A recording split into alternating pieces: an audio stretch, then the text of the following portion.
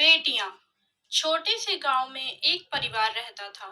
उस परिवार में पिंकी नाम की एक बहू के चार बेटियां पहले से ही थी और आज के दिन उसने फिर एक और बेटी को जन्म दिया। तो डॉक्टर कहता है बधाई हो, आपके बेटी हुई है। तभी पिंकी की सास कहती है आय हाय, इस मनुष्य ने फिर एक बेटी को जन्म दे दिया। पहले ही हमारे सर पर चार बेटियां देकर बैठी है। दोनों सास और बेटा पिंकी के कमरे में मिलने जाते हैं और उसे बहुत सुनाते हैं कि तूने पहले की चार बेटियां हमारे कंधे पर डाल रखी हैं, अब यह पांचवी भी डाल दी। पिंकी की सास कहती है मेरे बेटे को एक बेटा नहीं दे पाई, मेरे पोते की इच्छा मेरे मन में ही मारेगी क्या? तू तो है ही अशुभ हमारे लिए। तब पिंकी कहती है लेकिन माँ जी, इसमें मेरी क्या गलती है? जो मेरे नसीब में लिखा है वही होगा।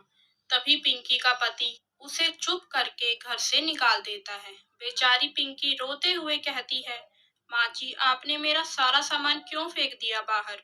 मैं इन बच्चों के साथ कहाँ जाऊंगी? तभी उसका पति कहता है कि निकल जा यहाँ से और कभी मुझे अपनी शक्ल मत दिखाना। माँ बेटियां भटकते भटकते किसी पेड़ के नीचे जाकर बैठ जाते हैं। तभी पिंकी की सबसे छोटी बेटी कहती है माँ, अब हम कहाँ जाएंगे? तब पिंकी रोते हुए कहती है पता नहीं बेटा, मेरे मायके में भी अब मेरा कोई नहीं है। माँ पापा के जाने के बाद भाई भाभी का बर्ताव भी बहुत अलग हो गया। ऐसे ही रात हो जाती है और पिंकी अपनी बेटियों के लिए किसी छोटे ढाबे से खाना लेकर आती है। पांचों माँ बेटियां वहीं ढाबे के पास खटिया पर अपनी रात बिताती हैं। अगले दिन ढाबे की मालकिन उनसे पूछती है अरे, तुम अभी तक यहीं हो? तब पिंकी ढाबे की मालकिन को सारी कहानी बताती है। तभी वह पिंकी से कहती है कि यह तो तुम्हारे साथ बहुत बुरा हुआ बेटा। तब पिंकी कहती है कोई रहने की जगह मिल जाए तो मैं कोई छोटा मोटा काम करके काम चला लूंगी। तभी वह ढाबे वाली कहती है कि बेटा, मेरा पुराना घर है, चाहो तो तुम वहां रह सकती हो। और कहती है कि हमारे गांव के महल में तुम खाना बनाने और साफ सफाई का काम कर सकती हो। तभी से पिंकी महल में साफ सफाई का काम करने लगती है और अपनी पांचों बेटियों को स्कूल में डाल देती है।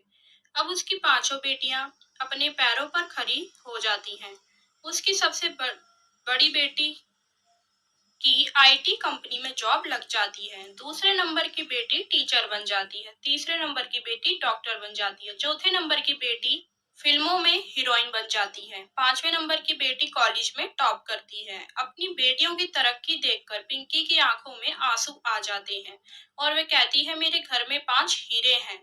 उसकी पांचों बेटियां मिलकर अपनी माँ के लिए एक बंगला खरीद लेती हैं और कहती है माँ, तूने आज तक नौकरानी बनकर दूसरों के यहाँ काम किया, आज से तू रानी बनकर इस बंगले में राज करेगी। यह सुनकर पिंकी खुशी के मारे रोने लगती है और अब सभी खुशी खुशी रहने लगते हैं। दोस्तों, आपको हमारी कहानी पसंद आई है तो इसे लाइक करें और हमारे चैनल को सब्सक्राइब करें। धन्यवाद।